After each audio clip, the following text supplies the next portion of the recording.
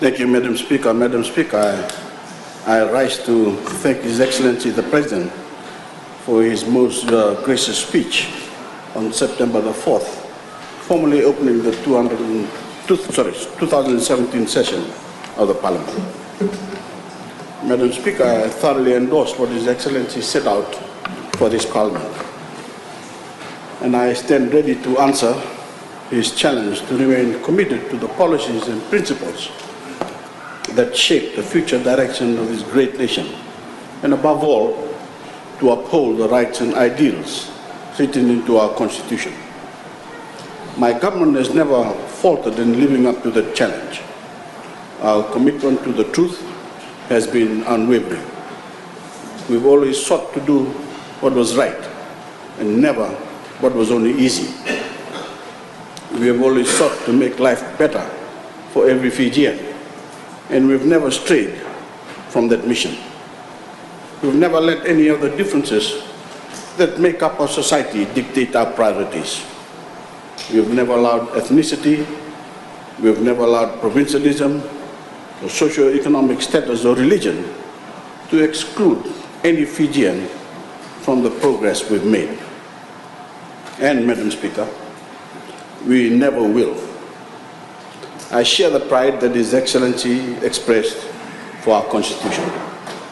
And as Prime Minister, my actions are guided every day by what is demanded by our Supreme Law.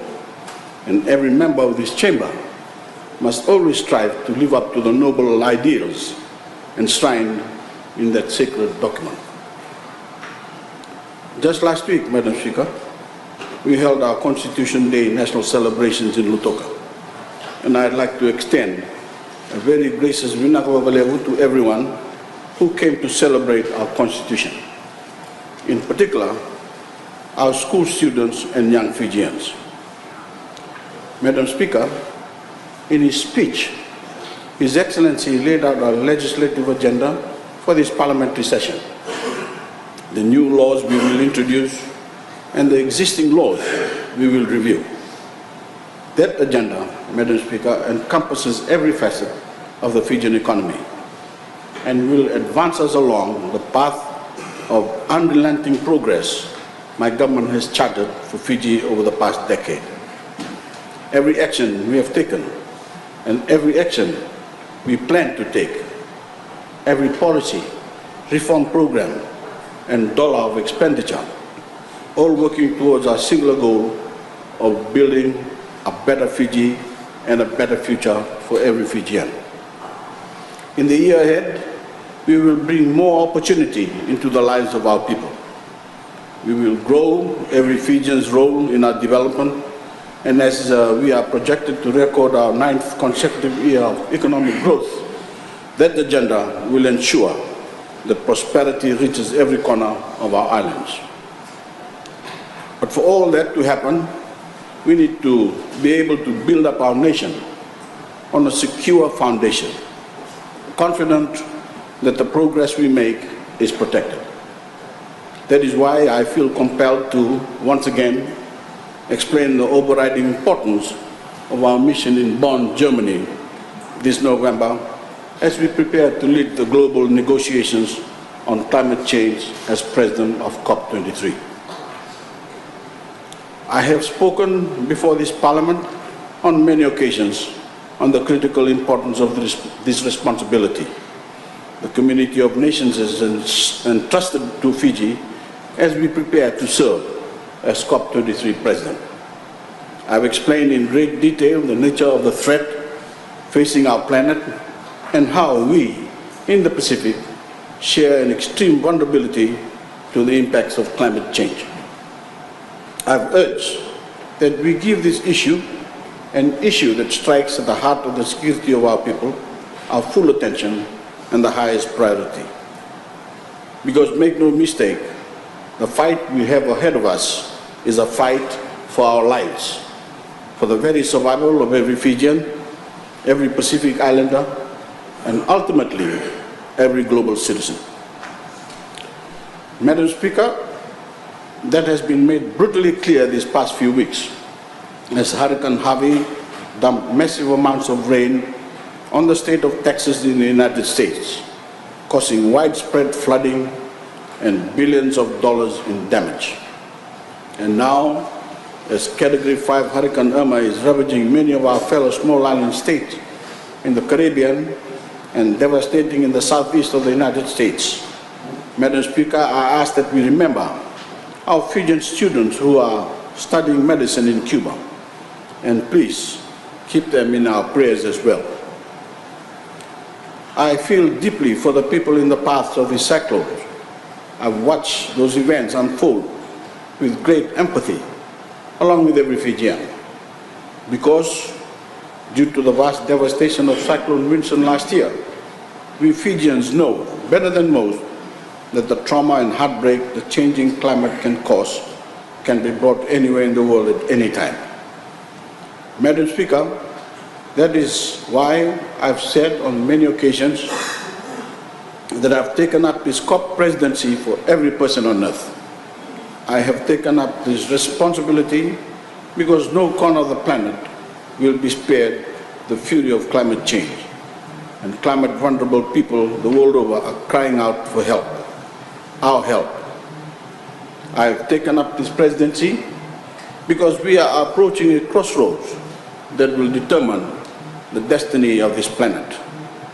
If we are to avoid events like Winston, Harvey, and Irma, if we are to stop communities, and in some cases entire countries, from slipping beneath the waves, then we need to jolt the industrialized world into action to reduce carbon emissions and spare us the worst effects of climate change. That is why I've asked, given the extreme threat we face, that we not make our presidency a political issue, because this isn't a fight for any one party or any one community. It is a fight for Fiji. It is a fight for the Pacific and every person on earth, and every nation on earth. And the world has given us, the Fijian people, the enormous responsibility of leading that fight at COP23. So imagine my disappointment, Madam Speaker, when again we've seen certain members of the opposition have the audacity to doubt my government's sincerity on this issue and doubt our commitment to addressing this crisis. While I've spent my time building a consensus for decisive global action and going directly to the Fijian people to bring their voices to the forefront of this global campaign, what have we seen from the side of the House? Paltry statements and political point scoring. And I will gladly defer to the Fijian people on what they believe is a better demonstration of sincerity and of bold and consequential leadership. I will gladly defer to the Fijian people because I know they understand the importance of this campaign, even if the opposition doesn't, because they are on the front lines of our climate change. They are living through the storms and depressions. They are watching their crops wither and die due to encroaching seawater, and they are watching communities they've called home for generations steadily be eroded by the rising seas. I know they see the tremendous push that my government is making to advocate their best interests abroad, and they see their work to adapt our communities to the climate impacts already at our shores and prepare for the storms we know are headed our way. They see the schools, health centers, and other infrastructure that we are reconstructing to a far higher standard to withstand severe weather. They see entire communities we are relocating to protect them from rising seas. They see the seawalls we are constructing. Our farmers see the benefits of the saline-resistant crops we are providing, and our outer island communities see the importance of the renewable energy sources, such as solar, we are delivering. Madam Speaker, the experiences lived out across our islands by Fijians feeling the brunt of climate change, their stories, their heartbreak, their struggles, and amidst it all, their spirit of resilience will be brought with us to bond during our presidency. That is why I've gone to Fijians at every level of society to explain what I'm doing as COP23 President and why it is so important. Soon we will be publishing a detailed leaflet explaining our presidency, explaining the significance of COP and the entirety of this global campaign to stave off disaster for our planet. It will be published in all 3 languages, and I appeal to all of our people to read this leaflet, talk about it, and share it with your friends and your families.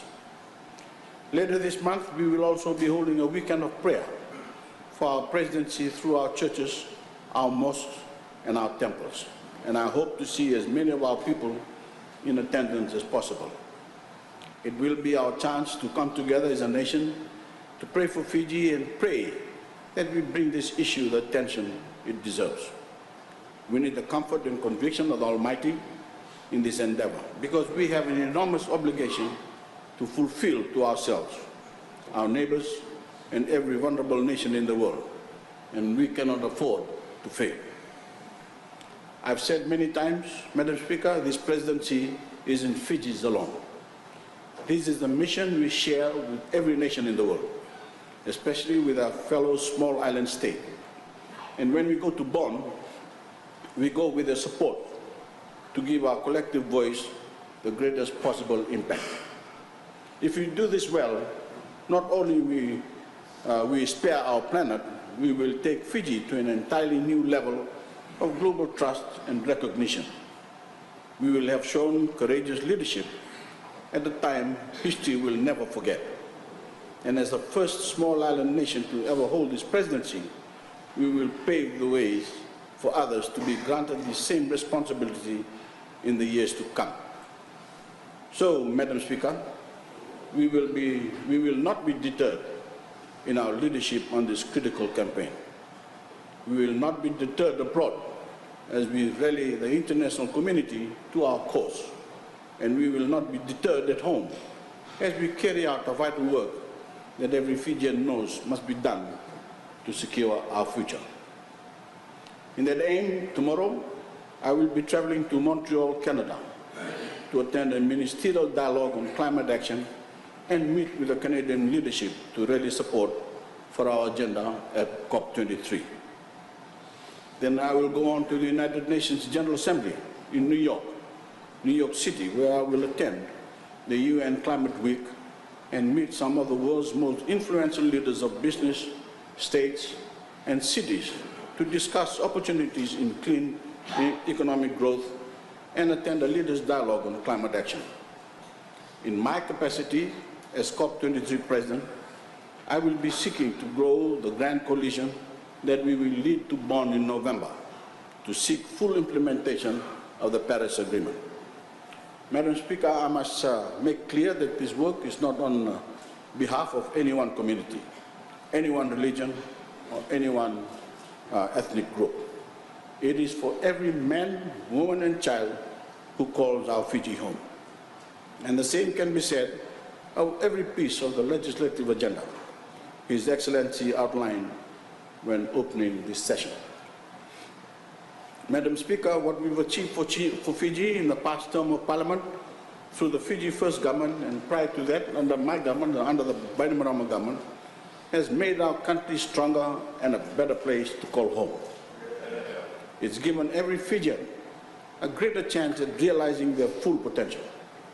And it's paved the way for a Fijian society that rewards on the basis of merit and achievement and nothing else. So the next generation can pick up the ball and take themselves and Fiji as far as their abilities will carry them. Madam Speaker, I'm very proud of what we've achieved, but the Fijian people don't need to hear from me how well we are doing. Our success is all around them. It can be seen in the development that is underway all across Fiji. The roads, the bridges, the health centers, and the schools. It can be seen in the special effort my government makes to cater for those in need and cater for those in the remote pockets in our country. And it can be seen in the opportunities available to our children, opportunities their parents once only dreamed of having for themselves. The tide has carried us to 8 constructive years of economic growth has lifted every Fijian, regardless of their social status, regardless of where they call home, regardless of any of our differences, whether it be gender, religion, ethnicity, or fiscal capability. While I have had the privilege to lead us down this path of progress, like everything in life, our success is owed to the many rather than the few. And it is owed to the team of leadership that has guided our nation and made us what we are today. As I announced, Madam Speaker, when praising the bold vision of our latest national budget, I will lead Fiji first into the election next year, and my right hand, our Honorable Attorney General and Minister for Economy, will be by my side. United by our passion for our people, united by our patriotism, and united in our belief in the great potential of our nation. After 10 years of loyalty to Team Fiji, 10 years of progress, and 10 years of sound and effective financial management, together we are going to keep Fiji moving forward. We are going to keep us united as one nation and one people. And we are going to prevent Fiji from taking a single step backwards into the past. We will adhere to the noble principles set out by His Excellency when opening this session. And we are going to adhere to the same mantra that has guided us to this day, teamwork. Because every Fijian knows, just as a rugby team can't win without a strong leader and team players, neither can a government succeed. And Fiji First is a proven team with a winning record. We have true patriots in our lineup. We have put in the hard yards to build the Fiji we know today. And we have a clear and consistent game plan to take us into the future. We are nothing like the rebel across from us. They aren't a team at all. They've proven that they can govern themselves, let alone govern a country. That is why they failed back in 2014, Madam Speaker, and that is why they will fail again in the next election. No teamwork, no vision, and no chance at bringing our people the future they deserve. My government, under the leadership, has a solid record of achievement that every Fijian can see with their own eyes, and we have a plan that goes beyond merely winning the next election. That plan, that vision, Madam Speaker, is to keep transforming our beloved Fiji from a developing country into a modern nation state, and to guarantee the prosperity and security of our children, our grandchildren, and generations of Fijians to come. And on the journey, we are taking every Fijian with us, even the opposition. We'll be taking them with us too. Yes, you can be part of that too. Even if my personal vision is to keep you exactly where you are. But in all seriousness, Madam Speaker, I do hope that those in the opposition have taken His Excellency's words to heart, because they've certainly fallen well short of his challenge these past 4 years. And no one sees that more clearly than the Fijian people. The men and women I live my life to serve, and who I will continue to represent to the best of my ability. I appeal to all of us in this House to heed the words of His Excellency the President and put our nation first, to always do what is best for our country, to respect each other and respect the interest of every Fijian. Remember, at all times, that the eyes of the nation are upon us. The Fijian people look to us to look out for them. They look to us to be inspired, and they look to us to set the tone for the next generation. So let us not doom our children and our children's children to the same tired debates along the lines of ethnicity, religion, or any other source of communal division. Let us focus on the real issues, the real problems faced by ordinary Fijians. My government always has, and we will always will. And is sad to see that the opposition is still shackled to the dirty politics of communalism and antagonism. Madam Speaker, I have always held firm faith in the judgment of the Fijian people. And as we look to next year, I have every confidence that they will again choose our vision over the divisiveness on that side of this chamber. I stand ready to serve and ready to take Fiji into the future. Madam Speaker, I commend these words to the House and thank His Excellency for his wisdom and his guidance. Thank you, Madam Speaker.